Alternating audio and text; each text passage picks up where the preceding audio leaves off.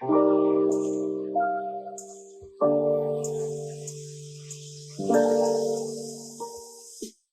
वालेकुम नाजरीन। Audio column में आज मैं आपको अपनी किताब उर्दू ज़बान व अदब बदलते रुझानात इसमें से एक मज़मून सुनाता हूँ। ये मज़मून हमने 17 जून 2005 में तहरीर किया था, लेकिन आज इतने बरस गुजर जाने के बाद भी इस मज़मून की सदाकत और इसमें कही गई बातें मीनवन उसी तरह हैं। मज़मून का उन्वान है, आप मुशायरे क्यों नहीं होते। मज़मून मुलाहिज़ा कीजिए। एक ज़माना था कि लोग मुशायरों में बहुत ज़ौक़ व शौक़ के साथ शिरकत करते थे। किसी छोटे से शहर में भी कोई बड़ा मुशायरा होता तो पिंडाल हाज़रीन से खचाखच भरा होता था। लोग गिरदो-नवाह के शहरों और कस्बों से भी मुशायरे सुनने आते। रात भर महफ़िल-ए-सुख़न जारी रहती। अच्छे शेर पर शायर को दाद मिलती। अगर किसी का कलाम पसंद ना आता तो उसको हूट भी किया जाता। मुशायरे की ये रिवायत कोई आज से नहीं, गालिब, ज़ौक़, आतिश और दाग़ से लेकर फ़िराक़, दानिश और अदम तक कई शायर ऐसे हैं जिन्होंने मुशायरों को बतौर इदारा मुस्तहकम बनाने में अपना किरदार अदा किया। ये वो लोग थे जिनकी खातिर लोग मुशायरों में आते थे और उनका कलाम सुनने के लिए रात भर जागते थे। मुशायरों में कामयाबी को किसी भी शायर की कामयाबी की ज़मानत समझा जाता था। किताबें उस दौर में कम कम ही शाये होती थीं और मुशायरे ही शेर के फ़रोग़ का वाहिद ज़रिया थे। शायर की गज़ल किताब की बजाय मुशायरे से शोहरत हासिल करती थी। मुशायरे पहले दरबार से वाबस्ता थे, बाद अज़ां सरकार से वाबस्ता हो गए। किसी शहर में कोई बाज़ौक़ डिप्टी कमिश्नर या अफ़सर तैनात होता तो उस शहर की अदबी सरगर्मियों में तेज़ी आ जाती।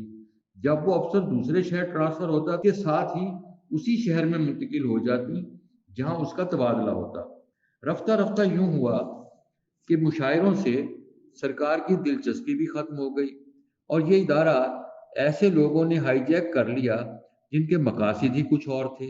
इन लोगों ने मुशायरे के फ़रोग़ शेर की बजाय बाकायदा कारोबार बना लिया और इस कारोबार में बाद शायर भी उनके साथ शरीक हो गए। नतीजे ये निकला कि मुशायरे का अवाम से राब्ता टूट गया और मुशायरों में लोगों की दिलचस्पी ख़त्म हो गई। क्या मुशायरे की रिवायत दम तोड़ चुकी है?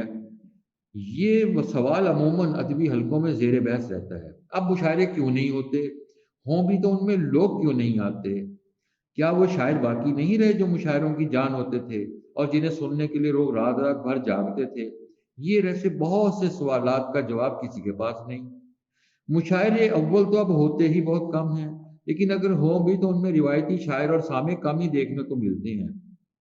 इन गैर रिवायती शोरा और इसी किस्म के सामईन ने मुशायरों का माहौल तब्दील कर दिया है। हमारी एक दोस्त ने गुज़श्ता कई बरसों से इसलिए भी मुशायरा नहीं पढ़ा कि बकौल उनके वो जो गज़ल कहते हैं वो मुशायरे के लिए नहीं होती।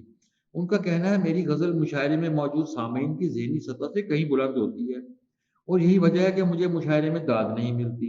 हमने कहा एक ज़माने में तो आप खूब मुशायरे पढ़ा करते थे और कभी-कभार आपकी किसी गज़ल पर दाद भी मिलती थी।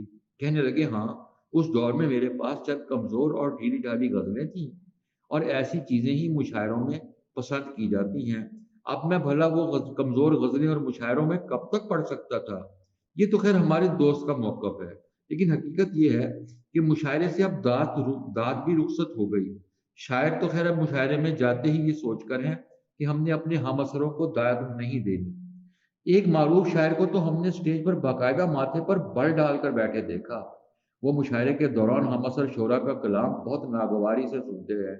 किसी का अच्छा शेर सुनकर उसके उनके चेहरे पर ऐसी अज़ियत नमूदार होती है कि रहे नाम अल्लाह का। कभी किसी को मजबूरन दाद देना पड़ ही जाए तो शान बेनियाज़ी के साथ सर हिलाकर इधर-उधर देखना शुरू कर देते हैं। एक और साहब का तरीका मुख्तलिफ है।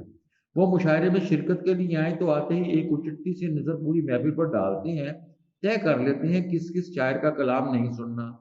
नापसंदीदा शुरा की आमद पर सिगरेट पीने के बहाने सिर्फ़ खुद ही पिंडाल से बाहर नहीं जाते, अपने साथ 2-4 और शोरा को भी ले जाते हैं, ताकि उनके नापसंदीदा हज़रात जब स्टेज पर आएँ, तो महफ़िल में सुनने वालों की तादाद कम हो। बाज़ शोरा ऐसे हैं जो दाद देने से कबल शायर के मनसब और रुतबे को मद्देनज़र रखते हैं। साहिब हैसियत शायर साहिब हैसियत आला ओहदे पर फायज हो या दुबई पलट, उसे दाद ज़्यादा दी जाती है। اور بیچارے شاعر کا اگر کوئی سماجی رتبہ نہیں تو پھر وہ کہاں کا ہنر میں جگتا ہے؟ تو حضور اسلام آباد میں سنا ہے مشاعرے ادبی محافل بھی گریڈوں کو مد نظر رکھ کر سجائی جاتی ہیں۔ گریڈ 16 سے کم کے شاعر راولپنڈی میں جمع ہوتے ہیں۔ گریڈ 17 سے 20 تک کے افسر اور شاعر اسلام آباد کے کسی درمیانے اور اس سے اوپر کے شاعر اعلیٰ درجے کے ہوٹل میں جمع ہوتے ہیں۔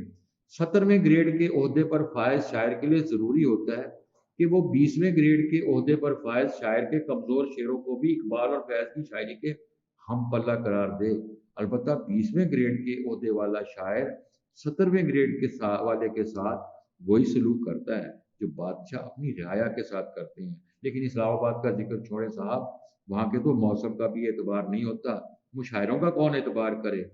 قصے کہانیوں اور سازشوں میں گھرے ہوئے اس شہر کی تو شناخت بھی یا افسانہ ہے یا پھر سازش۔ بہت شکریہ۔